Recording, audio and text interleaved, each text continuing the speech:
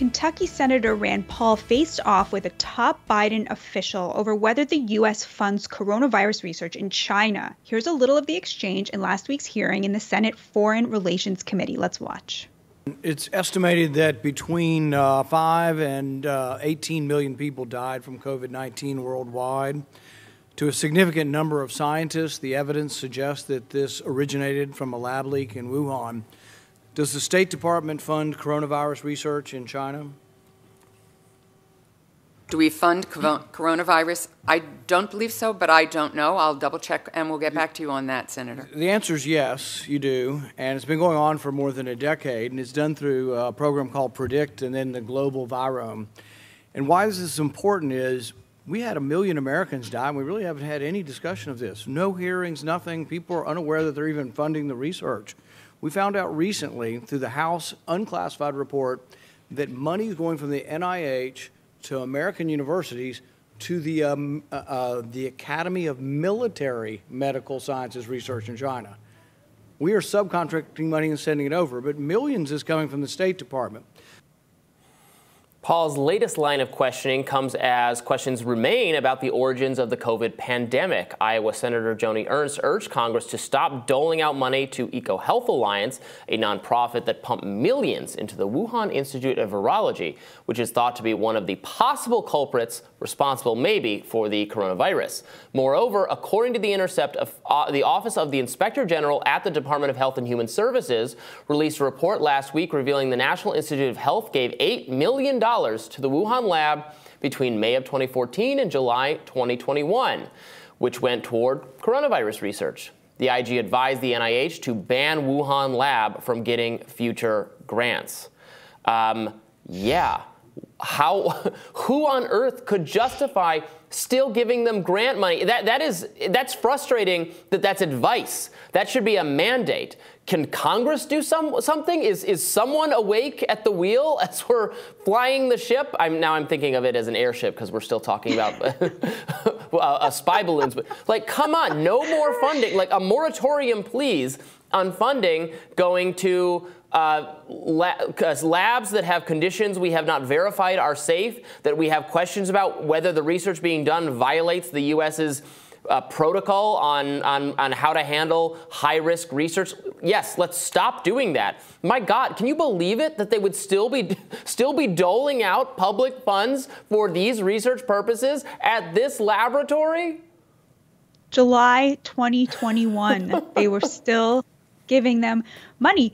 And it just speaks to, again, what we talk about a lot on this show, which is the collusion between the media, the quote-unquote scientific community, social media companies that made it absolutely verboten to talk about the Wuhan Institute of Virology because President Trump suggested that that might have been where the coronavirus came from. The minute those words exited his mouth, it became verboten to take that very plausible theory seriously.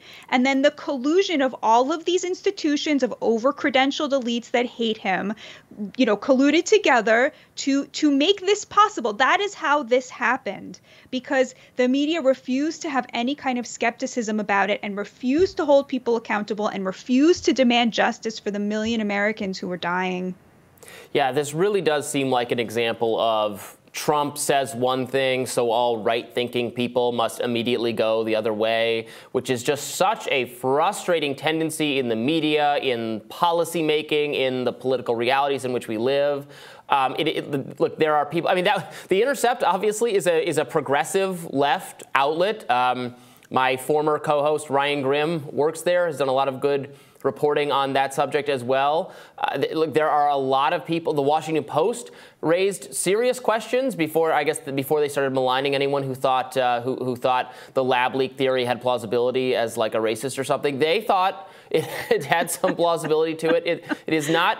And even if you still think it's more likely than not that it didn't come from a lab, that's actually independent of the question of whether we should continue to fund high-risk research under lab safety conditions that we cannot verify.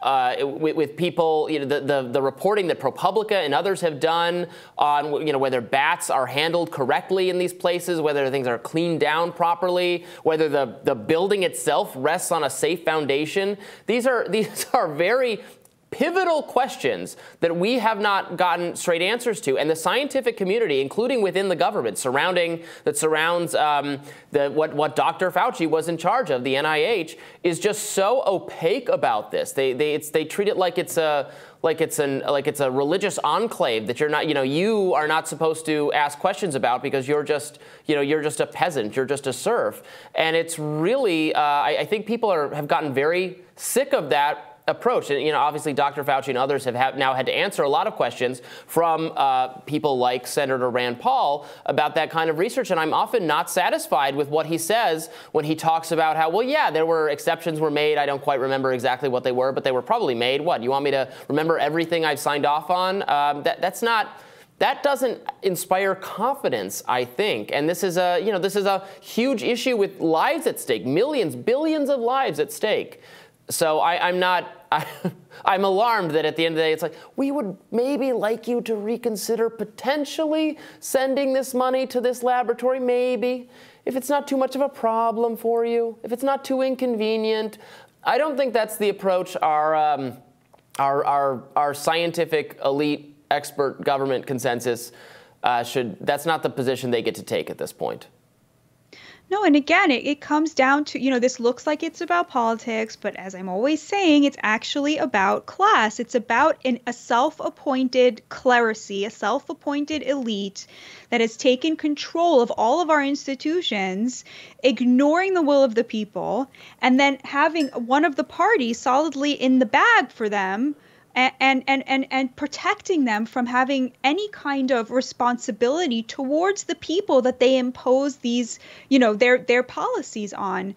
It's a real disaster. And I really think, people who don't think that the coronavirus and the handling of it and the ignoring of regular people on behalf of an elite that enriched itself, largest upward transfer of wealth in American history, from the working and middle class to the elites. People who think that that's not going to come home to roost in 2024, they have another thing coming. And it's sadly, it's not something President Biden has been great on either.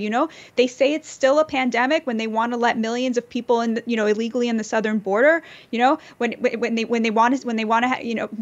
say it's still a pandemic when they want to give student loan forgiveness to college educated elites, but it's not a pandemic anymore such that you can keep out millions and millions of people illegally crossing the border. There's just complete, there's no leadership here. It's following from behind. Everything he does is in response to polls, and but it's just never enough. I mean, the American people are the ones who got us out of this pandemic. They were right from the start, and the more liberal a person was, the more into the restrictions they were. It was completely an overlay of politics onto class, and that's going to come home to roost. No doubt about it.